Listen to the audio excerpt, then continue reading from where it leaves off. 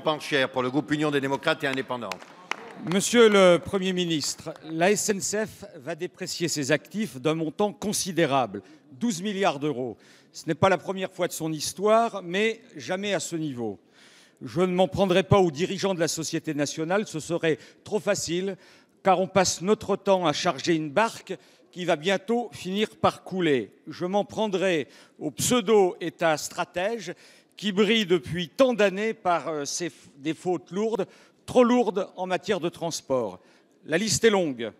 Aucune vision de l'État sur les financements nécessaires à l'équilibre de dizaines de projets pharaoniques annoncés.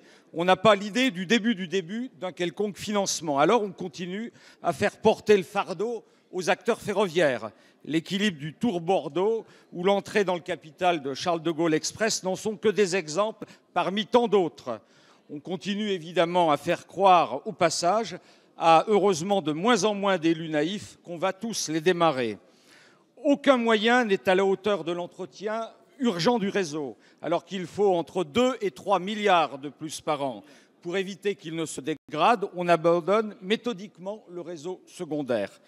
Une concurrence catastrophique entre les autocars dits Macron et la SNCF se met en place et contraint notre opérateur maintenant à casser les prix. C'est une des raisons de la dépréciation de ses actifs.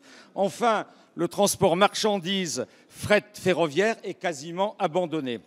Alors que le haut comité du système de transport ferroviaire, qui doit examiner les contrats d'objectifs des 3 EPCI, est sans cesse repoussé, que la dette ferroviaire est évaluée à 70 milliards d'euros à l'horizon 2020, que la Cour des comptes chiffre à 50 milliards les besoins uniquement pour le Grand Paris. Monsieur le Premier ministre, quelle est votre vision pour éviter une catastrophe maintenant clairement annoncée? Merci, Monsieur Pancher. La parole est à Monsieur le secrétaire d'État chargé des transports, de la mer et de la pêche, Monsieur Alain Vidalis. Merci, Monsieur le Président. Monsieur le député, le conseil d'administration de SNCF Mobilité, effectivement, examine aujourd'hui les résultats. Ces résultats, c'est 2 chiffres. D'abord, le résultat d'exploitation de SNCF Mobilité, 377 millions de résultats positifs.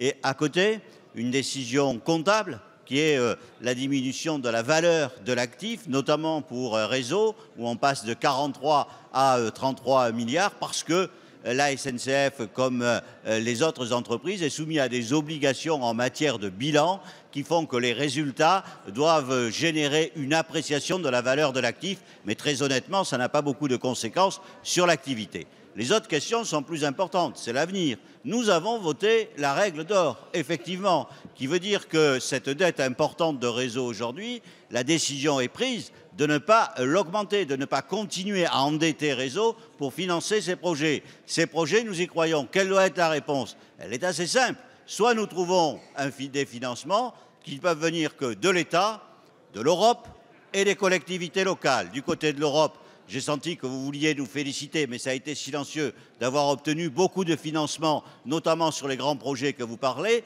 car quand nous avons sur le canal, quand nous avons sur le Lyon-Turin 40% de financement de l'Europe, c'est déjà un résultat positif. Il reste effectivement à trouver une réponse, notamment pour le financement de l'Agence de financement des infrastructures. C'est une question qui est posée, nous avons déjà abordé dans les débats budgétaires, et il est clair qu'il y aura une décision financière à prendre pour que les recettes de l'agence de financement puissent répondre à ces objectifs. Mais je ne crois pas, le gouvernement ne croit pas, qu'il faille aujourd'hui prendre la décision d'arrêter. La France a besoin de ces grands investissements, et notamment lorsqu'il s'agit de grands investissements qui permettent de nourrir les relations européennes. Il y a un enjeu économique, il y a un enjeu stratégique et il y a aussi un enjeu politique. Merci, Monsieur le ministre.